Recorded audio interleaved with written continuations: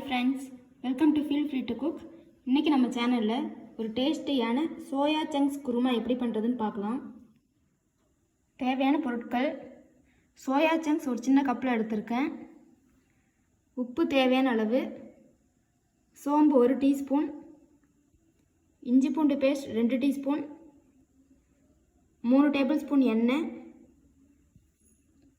3 தக்காளி, 3 வெங்காயம், பெரிய வெங்காயம், கருவேப்பிலை சிறிதளவு, மிளகாய்த்தூள் 2 டேபிள் ஸ்பூன், மல்லித்தூள் 1 table spoon, garam masala 1/2 teaspoon,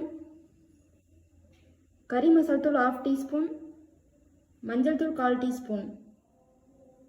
அரைக்கிறதுக்கு ஒரு 1/4 தேங்காவை எடுத்து சின்ன சின்னதாக கட் பண்ணி வச்சுருக்கேன்.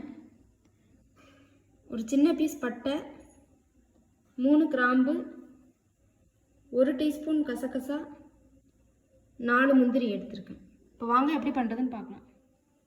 தேங்காய், முந்திரி, இந்த கசகசா இது எல்லாத்தையும் ஒரு மிக்ஸி ஜாரில் ஆட் பண்ணி லைட்டாக தண்ணி ஆட் பண்ணி இதை பேஸ்ட் மாதிரி ரெடி பண்ணிடலாம்.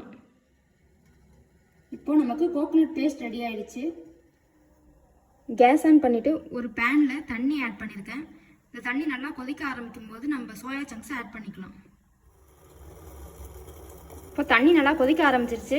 நம்ம எடுத்து வச்சுருக்க சோயா சங்க்ஸ் இதில் ஆட் பண்ணிக்கலாம். இப்போ அடுப்பு ஆஃப் பண்ணிடலாம். இது ஒரு 10 மினிட்ஸ் அப்படியே இருக்கட்டும் சுடு தண்ணியில். இப்போ கேஸ் ஆன் பண்ணி ஒரு குக்கர் ஹீட் பண்ணிட்டேன். இப்போ நம்ம எடுத்து வச்சுருக்க ஆயில் ஆட் பண்ணிக்கலாம். இன்றைக்கி நான் டேரெக்டாக குக்கரில் தான் பண்ண போகிறேன்.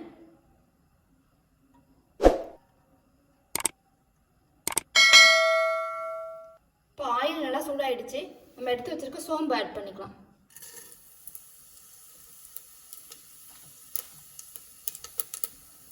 இப்போ சோம்பு நல்லா பொரிஞ்சிருச்சு. வெங்காயம் ஆட் பண்ணிக்கலாம்.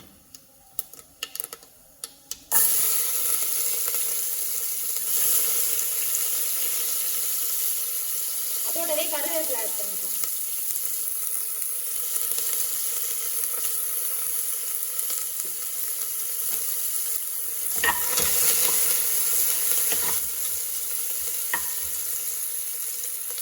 வெங்காயம் நல்லா வதங்கணும். வெங்காயம் நல்லா வதங்கிடுச்சு. இப்போ தக்காளி ஆட் பண்ணிக்கலாம்.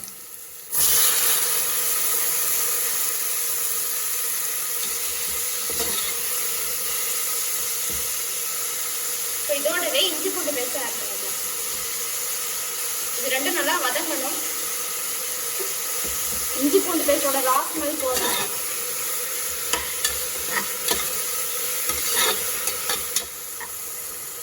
இப்போ இஞ்சி பூண்டு பேஸ்டோட ஸ்மெல்லாம் போயிடுச்சு. இப்போ மசாலா ஐட்டம்ஸ்லாம் ஆட் பண்ணிக்கலாம். நம்ம எடுத்து வச்சிருக்க மசாலா ஐட்டம்ஸ் எல்லாத்தையும் ஆட் பண்ணிக்கலாம். அதோடவே உப்பு,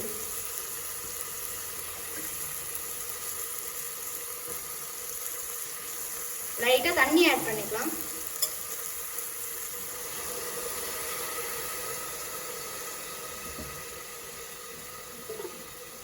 மசாலாவோட ஸ்மெல் போகணும், அது வரைக்கும் இது நல்லா வதங்கட்டும். இப்போ மசாலாவோட ஸ்மெல்லாம் போயிடுச்சு. இந்த சோயா சங்க்ஸ் 15 மினிட்ஸ் நல்லா ஊறிடுச்சு. இதை வந்துட்டு கோல்டு வாட்டரில் லைட்டாக வாஷ் பண்ணிவிட்டு 2 கட் பண்ணி வச்சுருக்கேன். இப்போ இதில் ஆட் பண்ணிக்கலாம்.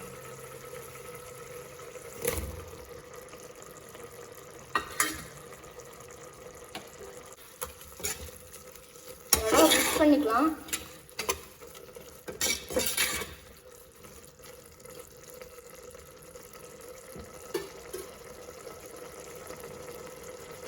டூ மினிட்ஸ் நல்லா கொதிக்கட்டும்.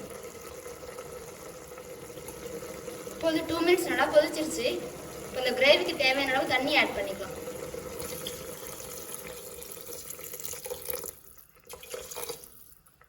ஒரு 2 மினிட்ஸ் நல்லா கொதிக்கட்டும்.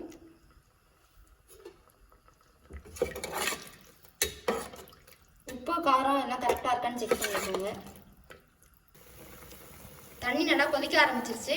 இப்போ நம்ம அரைச்சி வச்சிருக்க அந்த பேஸ்ட்டை அதில் ஆட் பண்ணிக்கலாம். நல்லா மிக்ஸ் பண்ணிக்கலாம்.